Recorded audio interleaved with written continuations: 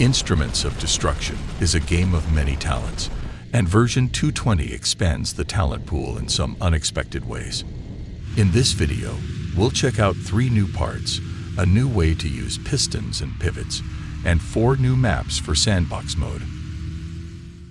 Let's start with the relative controls part, which lets you remap 2 input axes to camera relative outputs. This twin-stick controlled tank uses 2 relative control parts, one for movement and another for aiming. This part is relatively advanced to use, but check out the example vehicle on the Steam Workshop. A related part is the repulsor drive, and it plays a similar role but in a much easier to use package. The repulsor drive can be used to affect both rotation and movement, and it does so with camera relative forces. Push forward, and the repulsor drive applies a force or torque in the direction of the camera. The repulsor drive ignores its own position and orientation, and only uses the camera orientation and the direction pushed.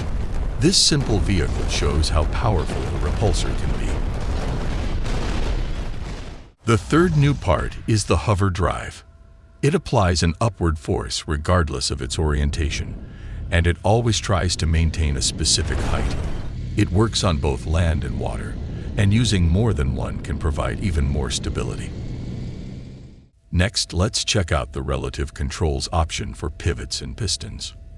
Relative controls let you use analog inputs to control the amount of rotation for a pivot. The same concept applies to pistons, giving these parts a lot more flexibility in how they are used.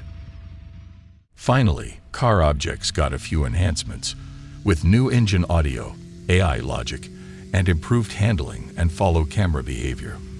4 new maps with AI path data and pre-placed cars have been added to sandbox mode. On these tracks, the AI starts driving when gameplay starts. You can drop a new car and take it over.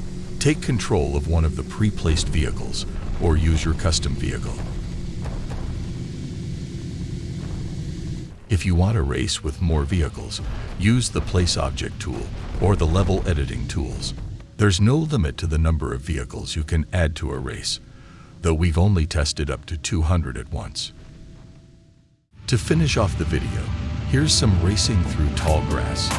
Enjoy.